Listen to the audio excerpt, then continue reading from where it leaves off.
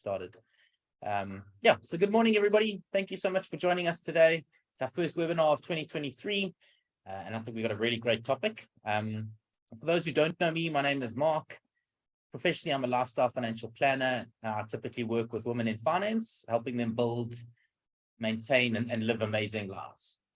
Personally, I'm married to my beautiful wife, Nicole. I've got 2 amazing kids, Luke and Sephora, and my family really is my purpose. They are the reason that I do what I do every day, and we're on our journey all around the world now to building our best lives together. My clients are also very much like family, and I feel really blessed that I get to do this work with them and help them live great lives too. Our guest this morning is Melissa Duffy. Mel and I met last year when I approached Mel to hopefully do some work with her, but little did I know that Mel seemed to have pretty much everything together, right? She had her corporate career down. It's all planned. It's aligned to the way she wants to live her life, and it's working for her, right? The part that really intrigued me and why we've got her on the call today is Mel, I want to say moonlights, but is also a career coach, right? Moonlight is probably a bad word. Sorry, Mel. She's also a career coach, right? And I'm not sure how many people have actively engaged with a career coach, or how many people give that much consideration to the power that a well-orchestrated career can have in helping you build an amazing life, and hence our chat today. Right? So professionally, I've mentioned a bit, but Mel wears many hats. She works for a global multinational, holding a senior position. She's climbed the corporate ladder from the grassroots herself. So she's been there. She's doing it. And then she's also a life coach, career coach, and an executive coach. So there's that side of Mel, which is very intriguing. We're going to dig into today. And in that world, she works with individuals who wish to make tangible, real, and long-lasting changes in their lives. Personally, Mel's passionate about her family, work, and she is a lifelong learner. Never really resonated with lifelong learners, right? Learning's not my favorite thing. But Mel's married to an Irishman, and they get to spend the best of both worlds, South Africa and Ireland. Christmas is abroad, which is always very nice. She's got a 13-year-old Emma, as she calls it, right? That's her daughter, and she loves very much. And something super interesting is Mel takes up the hobby of calligraphy, right? Now for me, calligraphy was writing, but when we chatted about it, it's a creative outlet. It's a way to unwind, and it forms a bit of a distraction, just an outlet for you to do what you want to do. And she's not a fan of self-help books, but she indulges in non-fiction reading, right? Sorry, Mel, I threw you under the bus there. It's all right. Originally from Cape Town, but now living in Joburg. It's a conversation for another day. We'll get to that. So just before we get started, some quick housekeeping. The webinar is, as usual, very informal. We welcome all and any questions throughout the conversation. So please just pop those in the Q&A function, and we'll address them during the presentation as well as at the end. It's not going to be a death by PowerPoint presentation, rather conversation between Mel and I. And as I've said, we'd really love for you to join in at any time. So we're going to try and keep it to around 45 minutes so that we can finish promptly at 11, deal with any questions that are left at the end. And so before we get started, I thought let's maybe just open it up with a quick poll. And the question, who is living the career of your dreams? Are you living the career of your dreams? Career of your dreams, Mel. Interesting. Is it achievable? Is it something that just happens? Was it a pie in the sky type of thing? It's all about the plan. It's all about getting your proverbial ducks in a row, but it is a possibility. But it doesn't just fall in your lap. It does take a degree of hard work and sustained enthusiasm. Interesting. I'm going to throw this at you, put you on the spot. Are you living the career of your dreams? Huh? If I look at my career, in my corporate career, I'd say yes. But if I take into the fact that I'm moonlighting as a career coach, I do want to diversify my skills, and the reason why I do coaching is there's a personal reason, but also I believe in constant growth. And I tried my hand at HR. I tried my hand at becoming a diversity, equity, and inclusion specialist. And then I did my training as a coach, as an executive coach. And after 3 or 4 years, I felt this is what I wanted to do. So it is about an evolvement. You're not the same person you were 5 minutes ago. You're not the same person you were a year ago. And variety is the spice of life. Yeah. So I coach because we'll talk about it later, but it is my what if situation. It's my backup plan. And it's almost what if my corporate employer calls me into the office one day and says, thank you so much for your many years of service, but we would like to separate paths with you. And I don't want to be in a situation where I necessarily have to take the very next job offer that comes my way, which isn't the ideal match for me. Yeah, that's a great answer, right? And I didn't tee you up for that. So that is a really good answer. And I think it just speaks to taking control, right? Taking control of your life, taking control of what you want, taking control of your career, and also like understanding the landscape within which we operate. I think in South Africa, it's especially financial institutions, they were forever undergoing cuts, right? So it could be a reality, right? We're not going to go there too much, but we've got the results from the poll. So let's maybe just bring those up. All right. Wow. So 85% of people are not yet living the careers of their dreams. 15% are, which is promising. So that gives us some context. And maybe a good place to start, Mel, is first unpack the difference between job, career, vocation, right? Yeah. So I think what I'd like to start with to answer your question from an HR perspective, when an employer, what we're looking to is to plan from hire to retire, not hire to fire. But a job is different to a career, which is different to a vocation. So work is a job that is required for financial compensation rather than satisfaction or fulfillment. And a career is something that's marked by status and advancement within an occupational realm where you're climbing the corporate ladder. And work as a vocation. So I looked up the word vocation, and it comes from the Latin word, which means calling or summons. So it's intrinsically rewarding and carried out for fulfillment and satisfaction, almost like a duty of care to society, rather than it's solely being driven by a financial gain. So that's all work related. It just depends on what your mindset is. So I think we discussed this before. You could have 3 different people in the nursing profession. One might view it as a job, one might see it as a career, and one might see it as a vocation. Alternatively, as you grow and progress in life, you may start seeing your job as a career or a vocation. Just depends on the stage of your life. But there's always the financial element and then the degree of personal satisfaction that you get. Yeah. So I think that that's the thing that's jumping out for me is vocation. It sounds like that's the part that gives you fulfillment, deep fulfillment in the work that you're doing in maybe helping others, right? And I think job for me sounds like means to an end, right? It's I show up, I tick a couple boxes, I get my paycheck, good, right? I think this career, building a career of your dreams is sort of moving from job through career into vocation. Vocation still sounds very, very powerful, and for me there's some reason I've got an image of less money in vocational work than in career work.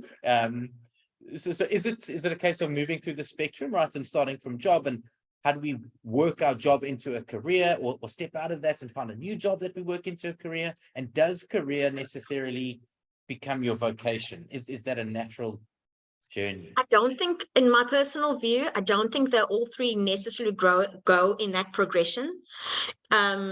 I started out working. I had a job when I was 16. I think most people would try and get a job, which is when they're in their student years. And I worked at a fast food chain. That was not, I started as a job, but I felt that wasn't a career path for me. So I think we start out with jobs and then we kind of figure what's a fit? What do you like about the role? What don't you like a role? Do you see a future for fulfillment if you change that job into a career? So I don't have a direct specific answer for you. I don't think there's necessarily a progression. Yeah. So yeah, that makes sense. You know, a job is the thing we start with. Like you say, right? Working at a fast food chain is not going to be your vocational work, right? But it's a means to an end at 16. It enables you to do things that you want to do when you're 16 years old. But ideally, I think the sweet spot is getting to the career, right? So getting into a place where we're feeling fulfilled and we're feeling sufficiently remunerated, which enables us to do the things we want to do in life. So I just want to stop there and kind of ask you two questions. What exactly does a career coach do? Right. And I would imagine there are some building blocks, right, in order to build a career. So if I can throw those two at you. Let me answer what a career coach. I just want to talk about coaching in general versus mentoring. And in my personal view, coaches are all mindset coaches. It doesn't matter if you're a life coach, a relationship coach, a life coach, executive coach. And as a concept, mentoring and coaching, sometimes the concepts get conflated. So I just want to take a few seconds just to explain what mentoring is. Mentoring is someone that shares their knowledge, life experience, and skills. So generally someone that is further up the line or up the ladder than you are, or somebody that is in a different industry that you want to move into, but it's generally an older person guiding a junior person or a younger person or less experienced person. Coaching is different. Coaching is an engagement where you partner with a client and you challenge their thinking, you challenge their approaches. And the critical thing that you want to get to is, what is my true why? How does my true why do you want to do something? How does that tie into an actionable plan? And then there are accountability steps that go through the process. Unlike therapy, which could go on for years, I don't believe in long-term coaching. I believe that, as I said, you evolve. So, in South Africa, we've got an expression in Afrikaans which is short and powerful. So I believe in a couple of weeks of, or a couple of sessions of, and then a break, to apply what you've learned, because things take time. Like we were talking about New Year's resolutions earlier. Some people are able to see through dry January, as you call it, and other people would give up after 7 days. But coaching is about mindset. So the building blocks, your second question. Okay, I have a few. Brace yourself. It's to truly know yourself. And I mean truly know yourself, not who your mom or dad wanted you to be, or your granny, or it really is about what is driving you, what fulfills you, because that's going to drive you in the workplace and make you thrive. We live in a world where we, especially with social media, that tell us what we should like and what we should want. But when we get those things, it's not necessarily fulfillment, because it's not what you truly want. My next step would be to know your why. And to tap into this when you have days where there are stumbling blocks or you're having a bad day. So if you wanted to pursue a social media course and you got an assignment result that wasn't optimal, you got to tap into what your why is and what your long-term vision is. My third tip is to know your values. So values are things that you consider to be important to you. And values to me are your DNA, your guiding light. And they kick in when you have to make really important decisions. And they also, when there are opportunities that don't necessarily align with your values, that's your guiding light to kind of say, maybe I don't have to take this opportunity. Maybe it's not a fit for me. Then got to know what your non-negotiables are. So every day I've got these 5, I call them 5x7 cards. You can get them at any stationer. And on the one side of the card, I write down my goals for the next year. And on the other side, I write down, how am I going to practically apply? What small step can I take today to achieve the goals that I want to achieve in a year? Because so you got to know your non-negotiables. Is a non-negotiable that you have a hard close at 3 p.m. to pick up your children, to go to the gym?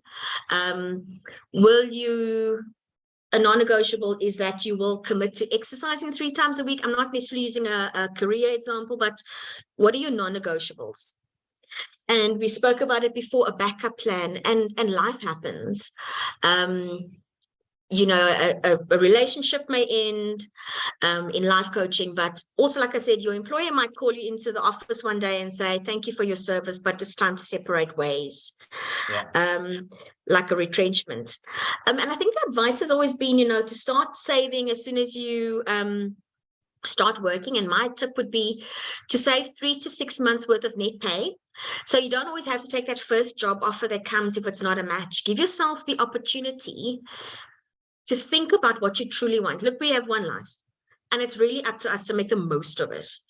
And your rainy day fund will help you manage the unknown and concerns about income. Can I stop you there? Yeah.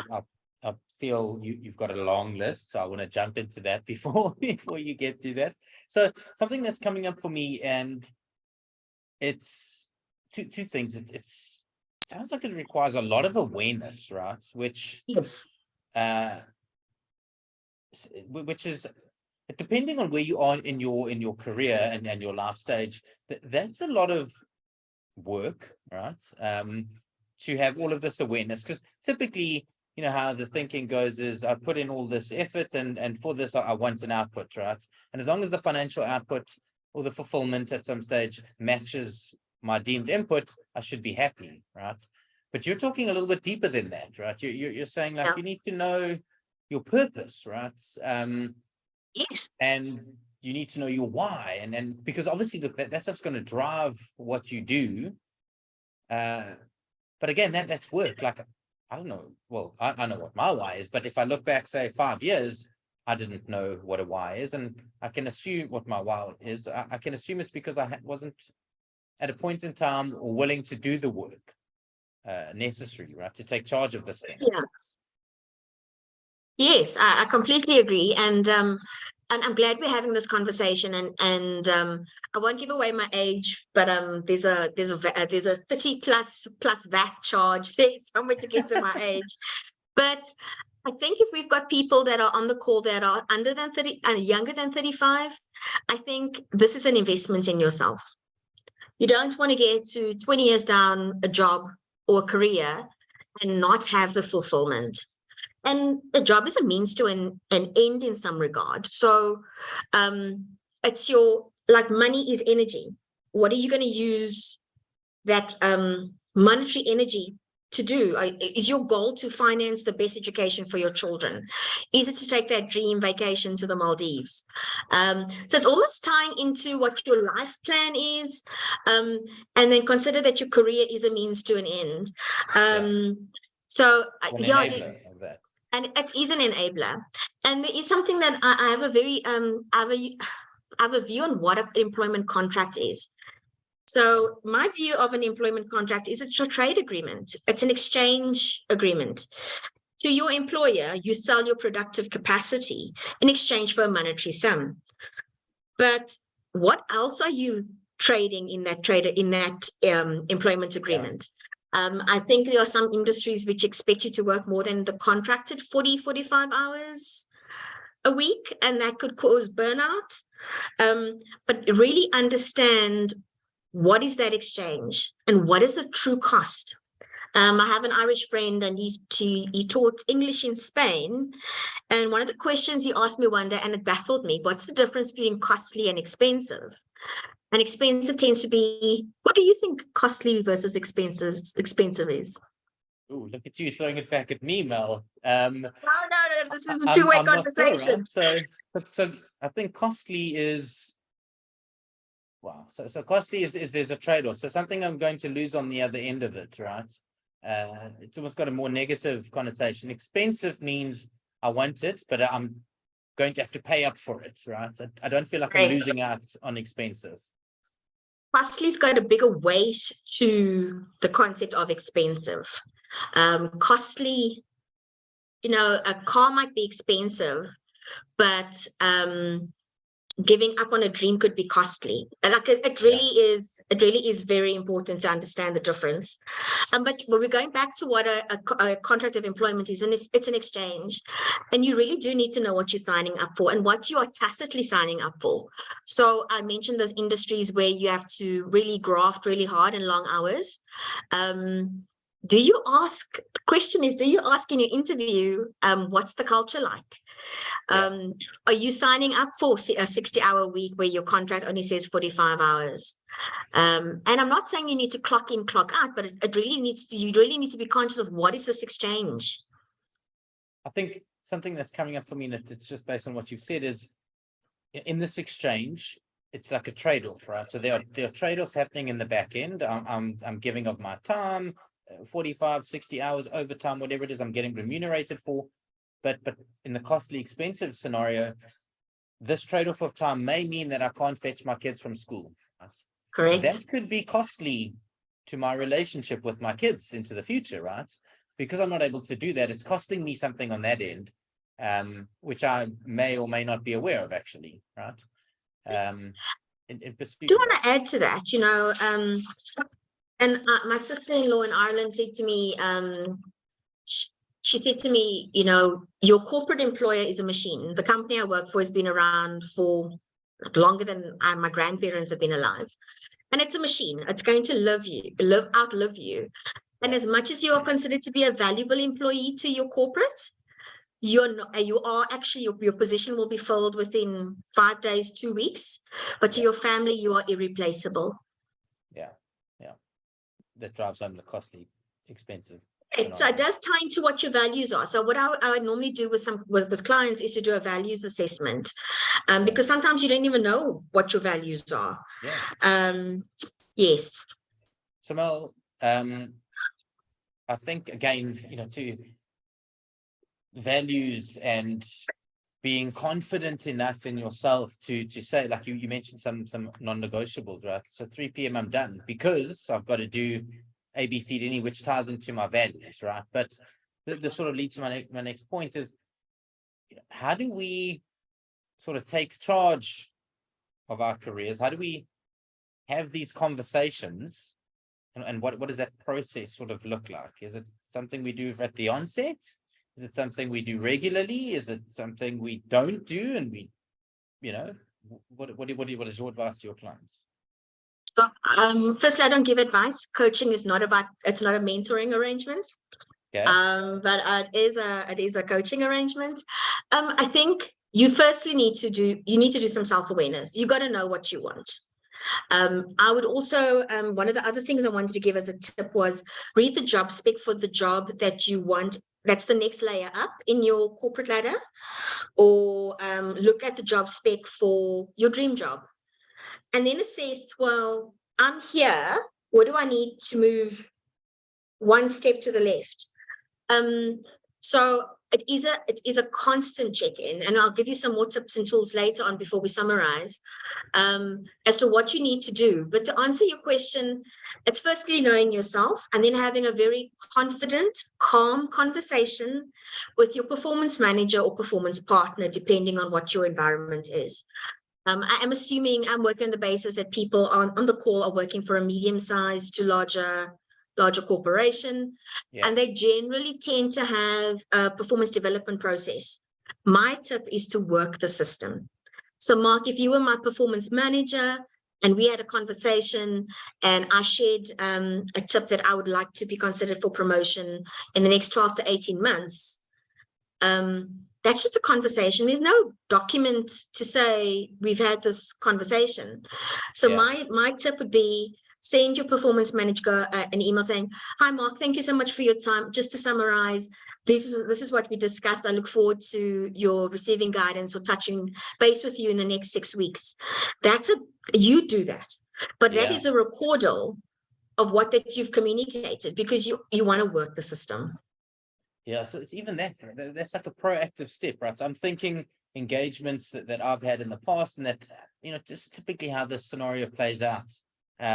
bonus REM cycles sort of happen just before the new financial year kicks in, and that's typically your performance manager, whatever, scheduled this meeting like a week before the pay run, right? So it already feels like the system is against you, right? So a week before the pay run, which gives me the impression that there is nothing I can do about this now, right? There's no negotiation space there. Yeah. So, my thought is that conversation is about what's happened in the past already, right? So what's going to happen in this REM cycle is based on past performance, and there's nothing we can do about that. The purpose of that meeting for me would be to use it for the next 12 months, right? Right. So at the end of your performance cycle, there's a look back and a look forward. But the messaging that I really would like the participants to walk away with is, you've got to take this career bull by the proverbial horns and drive it. Work the system, apply the building blocks that we've started to talk about. There are a few more. And it is about, you don't have to be aggressive about it. You don't, but sometimes I use the word ambition and people say ambition. Ambition is not a bad word. People think Wolf of Wall Street ambition, or ambition is a bad thing. I really do think it is how you take the word and apply it in your life. Could I maybe just give the other tips, Mark? Would that be all right? Yeah, go for it. So the very uncomfortable thing is networking. It's going out there and putting yourself out there and saying, my name is Mel, I work for XYZ Bank, and it's about networking. And so many opportunities come from networking, and LinkedIn is a fantastic tool that you should use to build your network. Sometimes what I do in my career coaching, I would have a client who doesn't know how to start that conversation. How do I start networking? What if Mark says something like he likes fly fishing and I know nothing about fly fishing? What's my next question to continue the engagement? Put yourself out there, thought leadership, articles. Even if you co-write an article, you very seldom have to do something by yourself. Assess your skill set. Like I said before, where are you now, and what is the next level up need? Is it a technical thing that you need to learn? Is it a piece of legal legislation, or is it soft skills? Do you need to learn how to do a presentation? Update your CV regularly. It is amazing when you look back as to what you've actually accomplished in a 3-month period. Just as you need to know your strengths, you need to know and own up to your development areas. And then I'm going to talk about a job chronicle, and that'll be my last tip. A job chronicle is at the end of the week, you would assess what went well, what new opportunities what new opportunities came my way. Did I accept, decline the opportunity? And if I declined, why did I decline the opportunity? Was it a capacity thing, like I didn't have enough time? Was it a skill set thing? But it gives you an opportunity to discover trends and commonalities and repeating threads and patterns. So I would say, if you can't do weekly, twice a month, on that Friday coffee break, if you get a coffee break, chronicle it. And then every 3 months, just look back and just say, I was given an opportunity to work on a project A, but I declined it. Why? And then you start seeing there's a pattern. Is it the same person that's always giving you the opportunities? Do you need to go and say thank you to that person? So it's just an analysis of a tracker. I think it's, that's super powerful, right? Because as you're talking about it, I'm thinking, sure, weekly, can I commit to that? But then I'm also thinking, geez, this is my career, right? This is the thing that enables pretty much everything in my life. So why would I not do that, right? So that's the first thing. And then the second thing comes up to say, geez, do you think there are opportunities being thrown at me every week? And initially I would think no, but I think as you go through the process, you'll start to acknowledge and identify, wow, that was actually an opportunity for growth. That was indirectly a chance for me to stand up and show my worth. But ordinarily you wouldn't see that, but through documenting it, and then, going back on these things, like you say, you're going to start to see patterns. but it's also going to enable you to see, is it me? Are there things that I could have done, right? That I potentially should be doing that would show others that I'm eager, that I'm willing, and empower myself to take the next steps. And the question is, are you standing in your own way?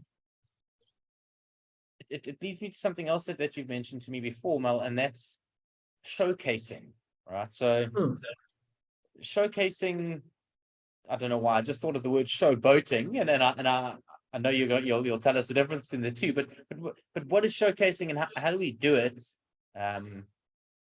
Yeah. So are you talking about in an interview context, or are you talking about in a performance management process? So for me, like when I think of showcasing, it goes back to like the networking. I think this is what comes up for me, right? So in a networking event, and networking for me is primarily online, right? And it's showcasing the work that I do. It's not being scared to put what I've done for others out there. And I suppose that's what comes to me. But like you say, in a performance conversation, how would I showcase without trying to seem like, hey, I did this, look at me. So yeah, I guess in the different context, what does it look like? So every time you finish a piece of work, ask for feedback.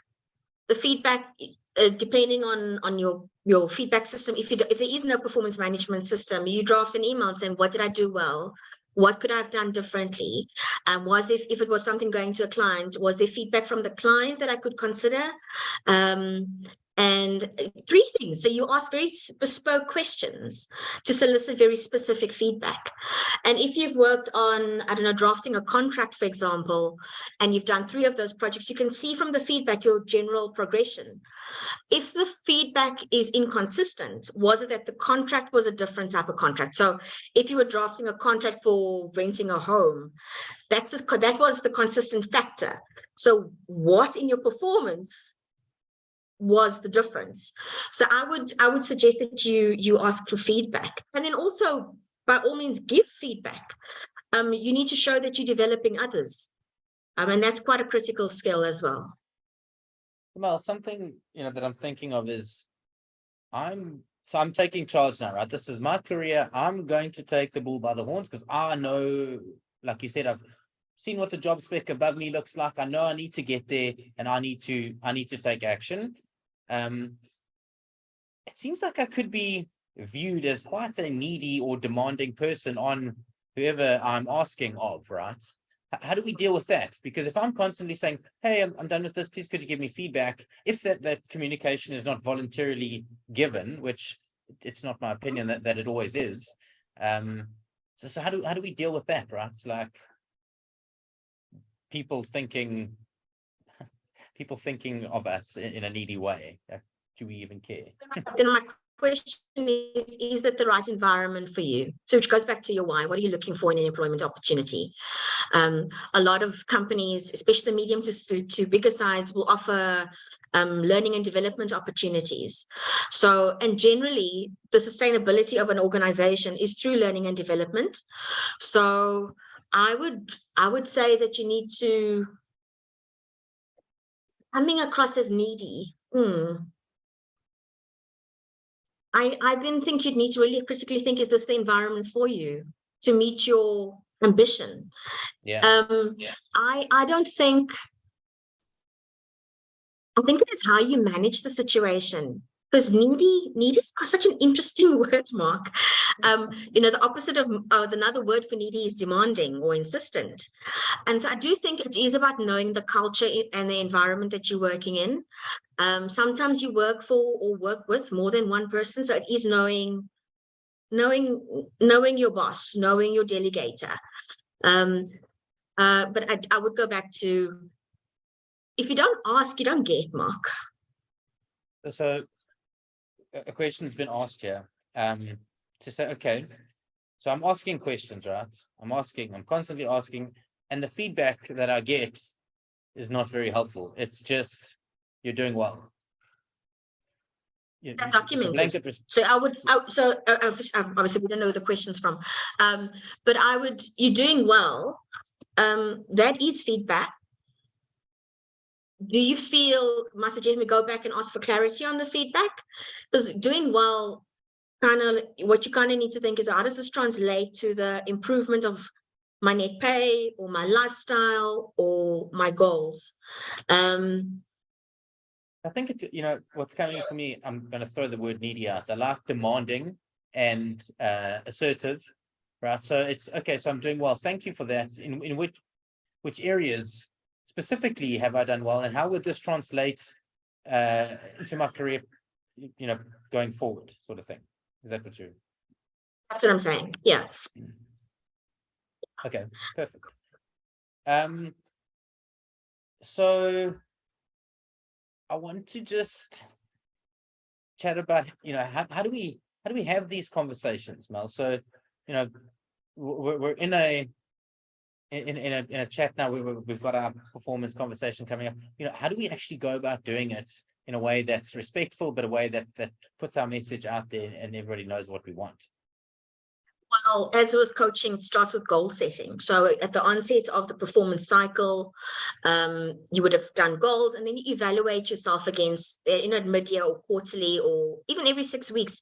You could take your goals for the year, your KPIs, your billable hours, and measure yourself every month. And if you feel like you need to have a conversation with your performance manager because you're not necessarily meeting your KPIs, or if you really, exceeding expectations, you want that to be recognized. So I would say, how do we have those difficult conversations? Well, there's a couple of books you could read. Not self-help, the non-fiction ones, right? No, the non-fiction, not the self-help. How do you have the difficult conversation? I think you need to know your performance manager. Especially in smaller organizations, your delegator is your performance manager, is your boss. So I would send an agenda prior to the meeting saying, this is what I would appreciate. So you're not necessarily putting the person you're having a meeting with on the back foot. They have a chance to simmer over what they want to say. Yeah. So I would put an agenda together and put it forward, and then you take the notes, and like I said before, you send an email saying, thank you for your time. As discussed, I understand there are challenges, but I really would be appreciative if you kept me front of mind. Yeah. So you take charge again, right? So you do the work, you put an agenda to, even it's like, this just requires effort, but it's your career. It's the thing that enables everything. So take the effort, put the agenda together, give them time so it doesn't get sprung upon them, document the feedback, and then you again send the summary the minute of the meeting, right? Saying, thanks for the discussion. This is what we've spoken about. Like you said, keep me front of mind as this is my aspirations and this is where I want to go. I also want to just talk about a difficult conversation. Is the difficulty the personality of the person you're having a conversation with, or is it the topic, or is it something else? So difficult conversations is a very broad context. If the difficulty is if the difficulty, for example, is you're not getting along with a colleague, that's a difficult conversation topic. But the person you're speaking to could be quite an accessible person. A difficult conversation could be at a roadblock, at a road crossways in my career, and I don't know what to do. It really just depends on what is the difficulty. Yeah. Again, it requires work, right, to understand this. Something I want to, I'm just cognizant of time. We've got about 15 minutes left, so I want to get to, I know you've got some critical points you want to get to, but something I posted on LinkedIn the other day. So job hopping or loyalty, right? Back in the day, job hopping used to be perceived as a negative thing. Oh, you've got there's no stability, whatever. You can't just keep moving. Loyalty is like an age-old thing. You work for a company for 40 years and they give you a gold watch and that, that's it. So what is the right mix? Do we job up? Do we stay? Remain loyal? What do you think? I think it goes straight back to your life plan, what your goals are.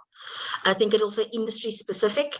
I know some industries, and I could be generalizing or be incorrect, but I know in the IT space, they tend to job hop quite a bit.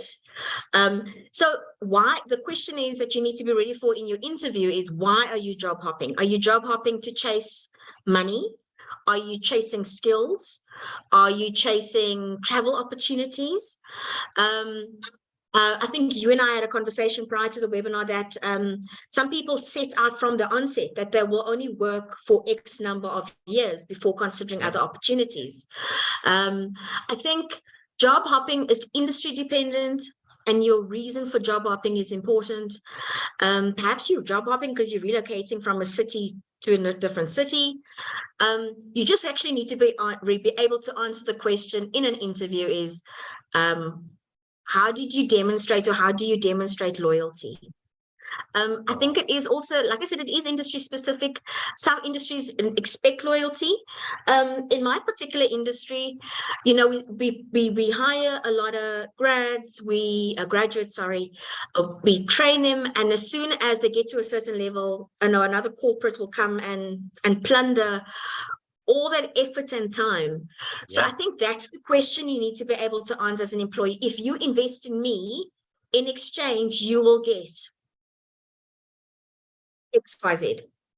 Okay.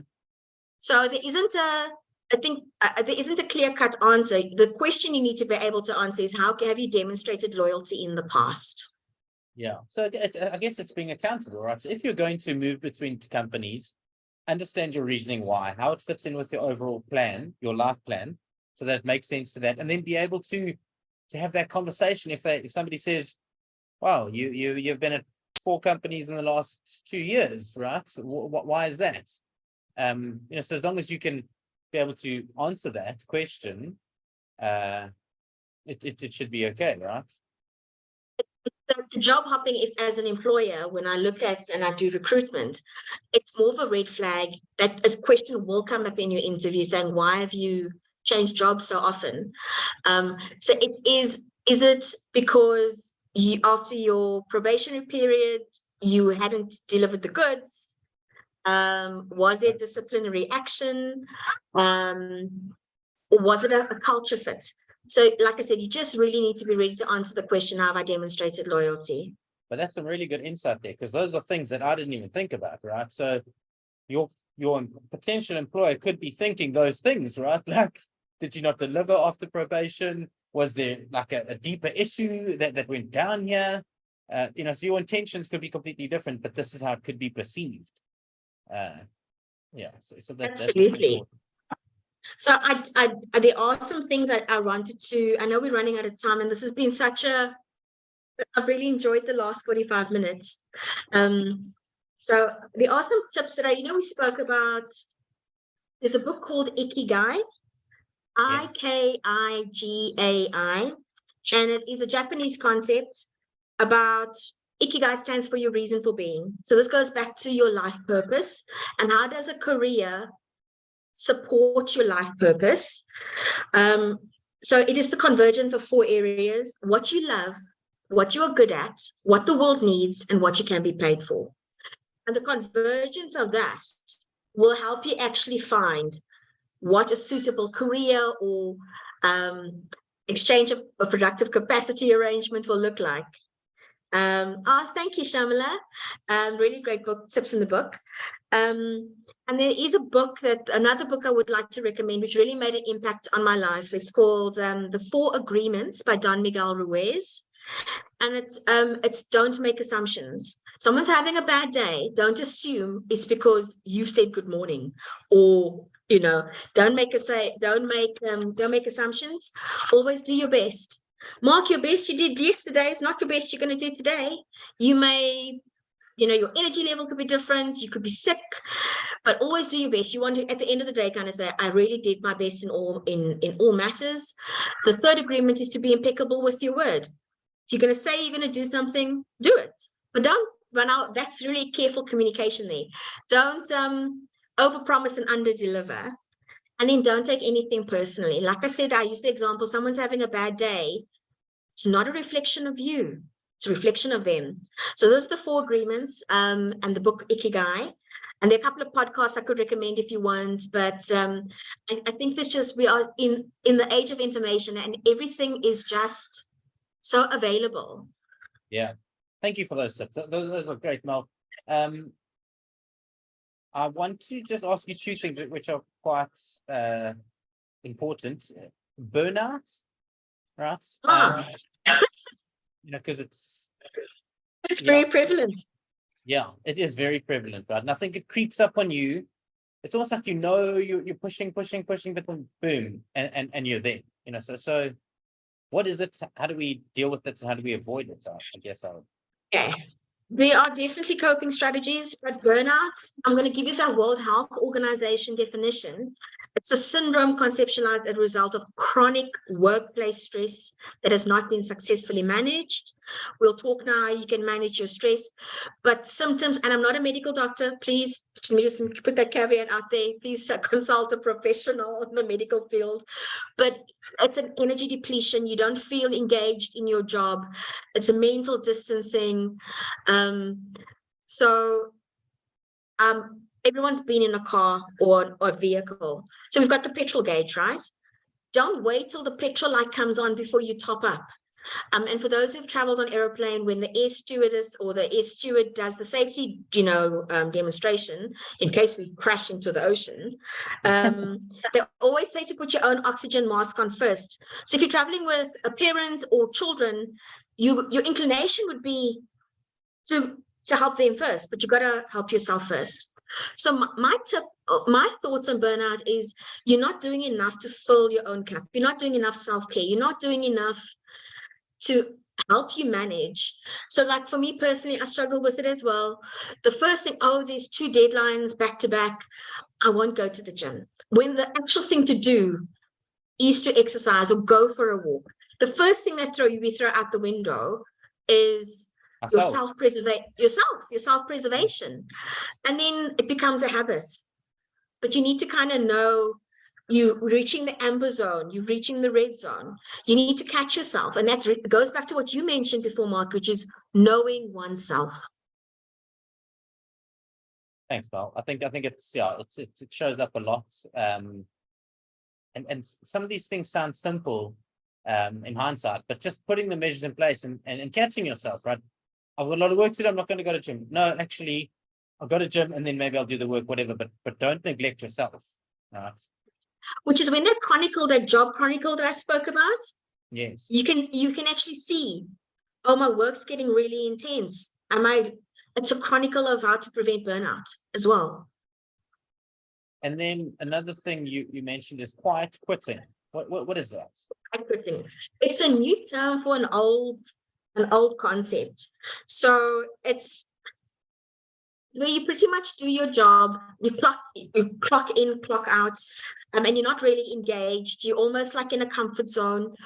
But I don't think everyone's got the privilege to participate in quiet quitting. I think we live in a culture where there's still discrimination or gender bias. So I think women work incredibly hard. So I don't think necessarily a woman gets to quietly quit. Or a single mother or single father. I don't think they get the opportunity to quietly quit. So it is a new coined term for something that's been around for ages. It's that I'm not going to go over, above and beyond.